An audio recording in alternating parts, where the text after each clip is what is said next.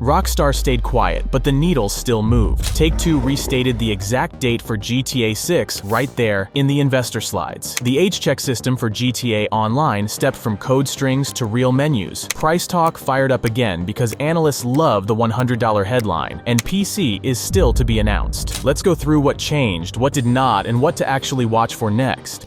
So what should we expect between now and pre-orders? Not a slow drip. Rockstar usually goes quiet, then drops a pile of news at once. Think trailer 3, pre-order switch, and the edition breakdown landing in a tight window instead of 100 tiny posts that burn everyone out. That's how they've played it before, and it fits a game at this scale. There's no official schedule yet, that's simply their pattern. Platforms are the same as they've been. Launch on PS5 and Xbox Series X and S. PC still unconfirmed. I know that's not what PC players want to hear, but this studio likes to ship console first and bring PC later when they're happy with performance and anti-cheat. If they change that, awesome, but nobody official has said it yet, so don't let a rumor talk you into buying anything today.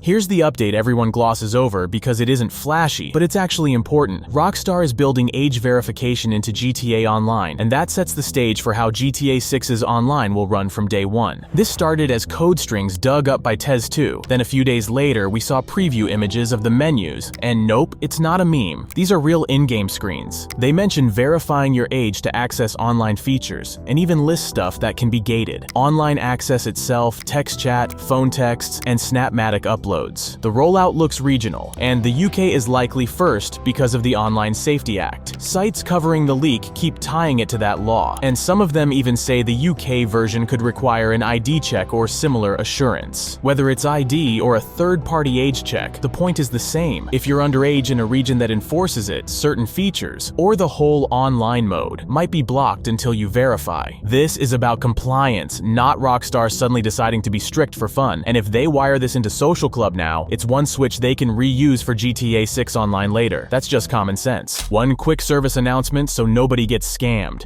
It isn't live yet for most players, and the scan your ID right now or lose access today image doing the rounds was called out as fake by subreddit mods. When Rockstar turns a system like this on, they'll post official steps and support articles because you don't roll something that touches millions of people without instructions. What does this mean for GTA 6 Online? Expect it to run on the same setup. If the checks are sitting inside Social Club and GTA Online now, they can apply the same logic to GTA 6, either for full access or for specific features like comms, UGC uploads, or store access. I could see regions turning features on and off depending on the local rules, and that's me connecting dots based on the menu text we've seen. Not a promise from Rockstar, but it lines up with how publishers have handled new laws the last couple of years. If you're in the UK, plan ahead. You may have to verify before you can use certain features, and maybe even before you can hop into GTA Online at all. If you're elsewhere, this will probably roll out later, country by country, with small differences depending on local law.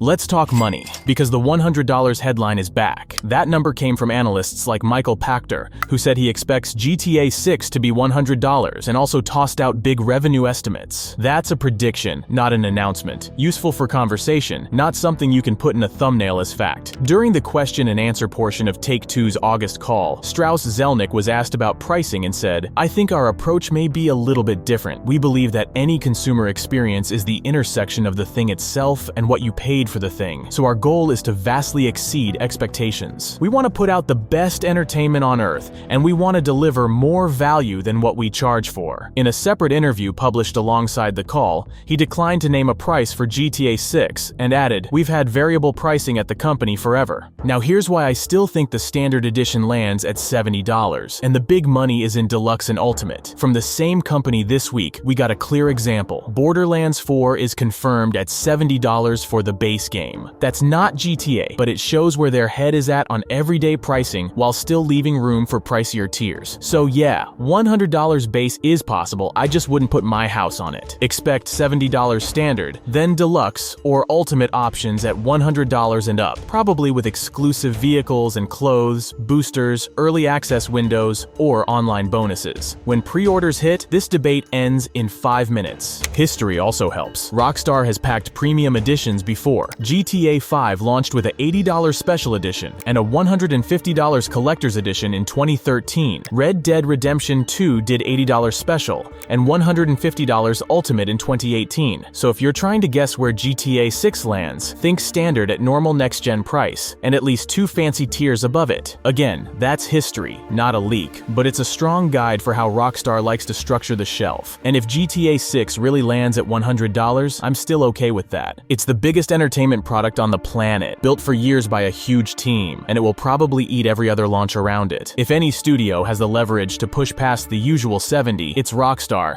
and I don't think that's a crazy move if the game shows up polished, stable, and stacked with content on day one. People pay that much for a single concert ticket or a couple of movie nights with snacks. A game like this can live on your drive for hundreds of hours, plus whatever the online side adds. I'm not saying charge anything and we'll clap. I'm saying if the value is there and they don't gut it with aggressive microtransactions, the higher price is easier to swallow. Regional pricing still matters, and not everyone can jump in at the top tier, but as a headline number, $100 for a once-in-a-decade release doesn't feel wild. But what do you think? Would you buy GTA 6 for $100 on day one? Or is that a stretch? If you're in, what's the minimum you expect? Clean performance, solid anti-cheat, and no nasty microtransactions? If not, are you waiting for the first patch, a price drop, or reviews? Let me know in the comments down below. Also, one more thing worth mentioning is why the $100 line keeps popping up. Analysts know big games can support higher-priced editions, and headlines about a $100 price point get clicks whether it's base game or not. Publishers also like testing what people will pay for deluxe and ultimate bundles. Put those together and you get noisy predictions. The piece that matters is the store page. When pre-orders open, the standard price will be obvious in seconds, and the extras will either look worth it or not.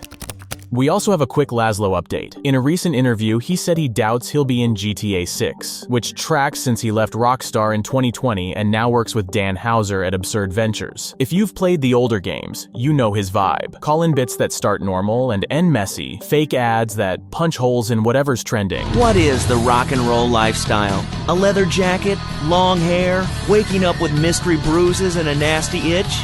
Of course, but it's more than that. It's laughing at the establishment, even if you don't know what the establishment is. And that's what Laszlo is all about. And in GTA 5, the whole fame or shame disaster with Tracy that Trevor and Michael crash. If he's not back, radio isn't dead. It just means new hosts and fresh targets. Vice City is perfect for that. Influencer talk shows, investing gurus, true crime podcasts, weather panic, all of it. The satire is the draw, not one voice. If Rockstar wants to tip the hat, maybe he shows up as a tiny cameo or a billboard gag. If not, fine. The format keeps rolling. My take is this gives them room to update the comedy for how people actually talk online now, while keeping the same simple recipe that works: skits, callers who derail the segment, and news bits that go too far. Let's clear this up with one line first. PC is not confirmed by Rockstar yet. Day one is still PS5 and Xbox Series X and S, and every legit roundup in the last week repeats that line. That's the official part. Now, patterns. GTA 5 launched on PS3 and Xbox 360 in 2013 and hit PC later in 2015, and Red Dead Redemption 2 came to PC about a year after the console launch. Different times and different hardware, but the point stands. Rockstar likes to ship on consoles first and bring PC later once the build is stable, and they're happy with the tech and the anti-cheat layer. That's not fun if you're on PC, but it's also why those PC versions usually run well and ship with extra toggles and higher-end features. So, yeah, I think PC happens later, not because of a secret memo, but because this is the way they've done it for a decade. We'll find out when Rockstar says it out loud. What should you do as a PC player right now? Keep your expectations sane, watch for a clear newswire post, and don't fall for posts claiming PC pre-orders early, or secret PC page found, unless it's an official store link. When it's real, it'll be everywhere in 5 minutes. There's a helpful clue hiding in Take-Two's own slides. They just pushed a busy late summer lineup. Mafia: The Old Country launched August 8th, NBA 2K26 lands September 5th, and Borderlands 4 hits September 12th. Publishers don't love stepping on their own marketing beats, so if you're waiting for Rockstar to break silence in a big way, remember Take-Two still has those other launches to shepherd through the calendar. That doesn't mean Rockstar has to wait forever. It just means they'll pick their moment so nothing cannibalizes anything. Once those are out out of the way, watch the sky. Another tiny hint in the same deck. They lifted their bookings outlook, and interestingly, they model a decline for GTA Online recurrent spending this year, while other parts of the business go up. That's not a panic sign. It often means they expect attention to shift later as the new big thing, which is of course GTA 6, gets closer. The smart money says marketing stays tight until they can make one big wave do the work of 10 little ones. So if you add all this up, we got 2 real moves and a lot of noise. The real moves are the investor slide reprinting, May 26, 2026, and the age check system stepping from code strings to actual menus. Pricing is still speculation until pre-orders open, but company behavior points to a normal base price with pricier editions stacked above it. PC is still to be announced, and the timing probably lines up after Take-Two clears its September launches. When the Switch flips, you'll know, and we'll have real numbers instead of guesses.